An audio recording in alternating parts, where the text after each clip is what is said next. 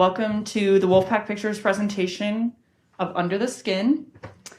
Just a little background before we begin about Wolfpack Pictures.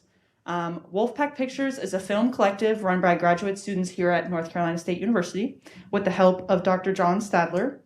Our goal is to showcase unique and diverse films to the community as well as to the public. We believe that the film serves as a meeting ground of art, history, and technology, but also politics and economics.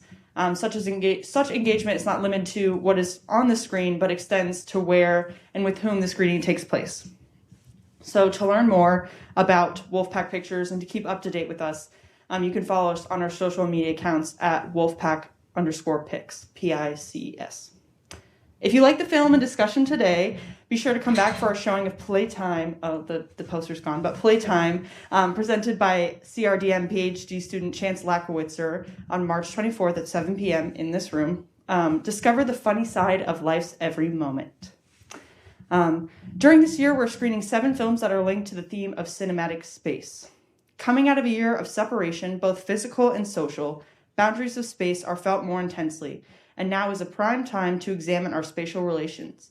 While space is all around us, a number of frameworks bring it into focus. We are especially interested in exploring how film has been imagined in representations of geography, mise-en-scène, and the arena of film production and distribution, as well as how it opens up to pressing questions of globalization and colonization, community building, and film as a document of time and place.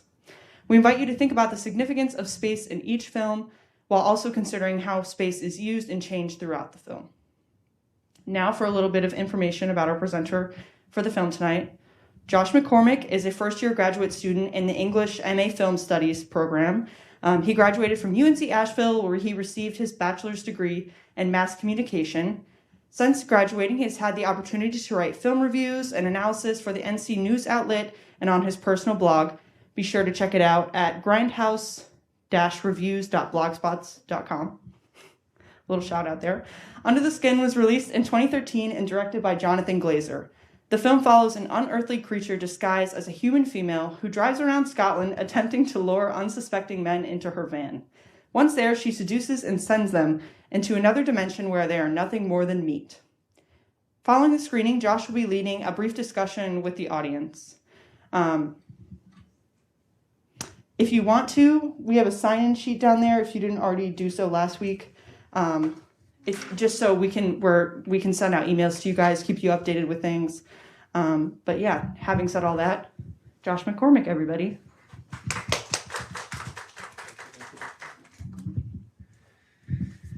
Hey guys, thanks for coming. I know it's the last show before spring break. I know it's gonna be a small group anyway, but I really appreciate you showing up. I wanted to end before we go into spring break with a movie that's really lighthearted and funny. So I decided to go with Under the Skin.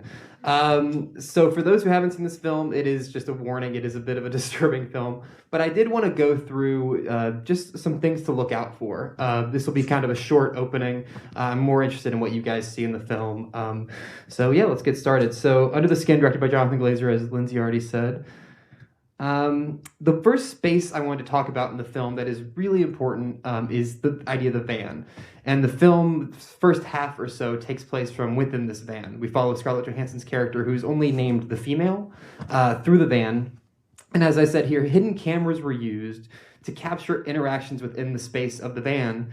And what was done was the cameras captured moments in which Johansson was interacting with actual Scotland residents. Some of them are actors, some of them are real people, and it's never clarified in the film which is which I think is a really fascinating way to kind of illustrate the space that she's inhabiting. She herself is an alien, and it makes the world around her seem as if it is foreign, even though it's a world we are more aware of. So yeah, instead of kind of just talking your ear off about it, I wanted to show a clip that kind of explained it pretty well.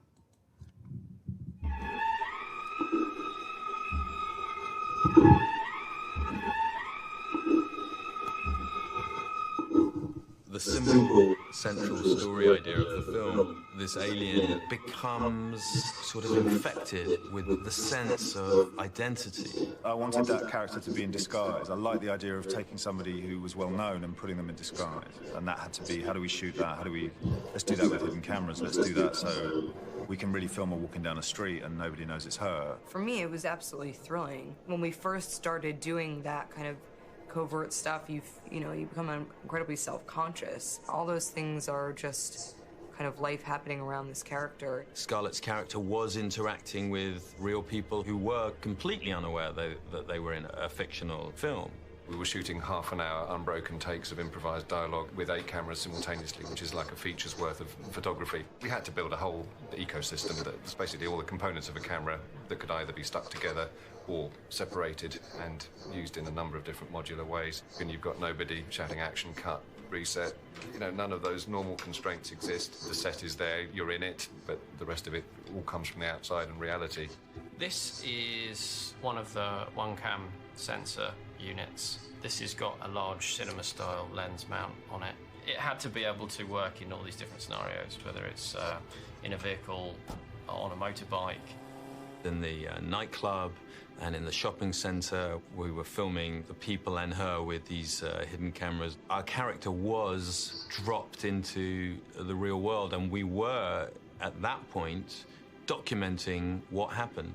The whole idea of putting Scarlett in disguise as a Trojan horse, putting her in there undetected. You're taking the film to people, You're, rather than bringing people to the film, you're taking it to people. It's quite intoxicating. You could easily get lost shooting like that. Jonathan was able to kind of capture life on film in a way that I don't think anybody's ever really seen before. That striving for authenticity and reality, that was his sort of barometer for it.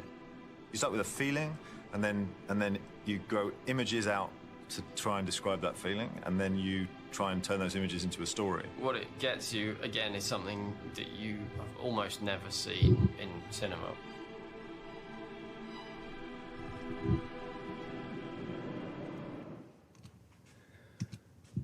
So I just love that idea of talking about an ecosystem in order to make cameras to make this space seem more immersive, and what it provides to the filmmaker. I mean, what's so great about this film is you're not even thinking about that. You will be now because I showed you this, but the fact that that's just the work that went into capturing this very simple space of the van that the film takes place in is really fascinating. I also want to talk about the space of the alien versus the human. The idea of aliens and human, what is alien and human, maybe the blending of the two is such a big idea in this film. So how is our main character's unfamiliarity with the human space expressed through filmmaking techniques? And how does it change their sense of identity? Really think about that throughout the film. And, how is, what we consider the alien world or alien ecosystem or technology, how is that expressed in a way that separates it from the human, in a way that's different from other films of this ilk? And how are the alien spaces presented, like I said, and how does it change her sense of identity throughout the film? I feel like the film does such a wonderful job sort of externalizing her internal struggle and her changing, her evolution through the settings of the film and the spaces of the film. Sound. This is actually something when I wrote for Professor Stadler's class last semester. I did my final project on the sound and how it's utilized in Under the Skin. And what I wound up doing was it's a bit obsessive, but I watched the film almost in its entirety without sound, and then again with sound, which is, this is not a movie you want to watch again and again unless you're a weirdo like me. So it was kind of crazy that you would do that, but I found that there are sequences that, and for those who have seen it, there are sequences that you might remember as being soundless or completely without sound. But when you actually take away the sound, you realize, oh no, the sound is doing a lot more than you might remember, or it might even register the first time.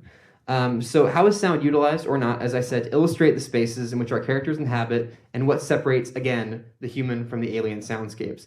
And how is the film's score, which is by Mika Levy, and they are a electronic artist. This is their first ever film score they ever did. And the score itself, you heard a little bit of it in that clip there, but it's very is almost more, it's very sound based. It's very kind of almost feels like it's setting up an environment rather than telling a normal film score, operating the same way a normal film score would. So how does it blend the line between diegesis, diegetic sound and non-diegetic sound? And for those who aren't aware, diegetic sound is the sound within the film, dialogue, the sounds of nature that the characters will hear. Non-diegetic sound is music, voiceover, stuff like that. And how does it blend the line? Sometimes when I watch this film, I wonder if maybe the score isn't score, maybe it's the sound of the alien technology, the alien sound. So it's really interesting. So keep that in mind. And then that's kind of my spiel. So before we show the film, just a brief content warning. The film does contain a brief sequence of sexual assault near the end, as well as some pretty disturbing imagery throughout. So if you don't feel that's something you can be comfortable with, I completely understand. I appreciate you staying to hear me talk. That's really nice. So please watch at your own discretion.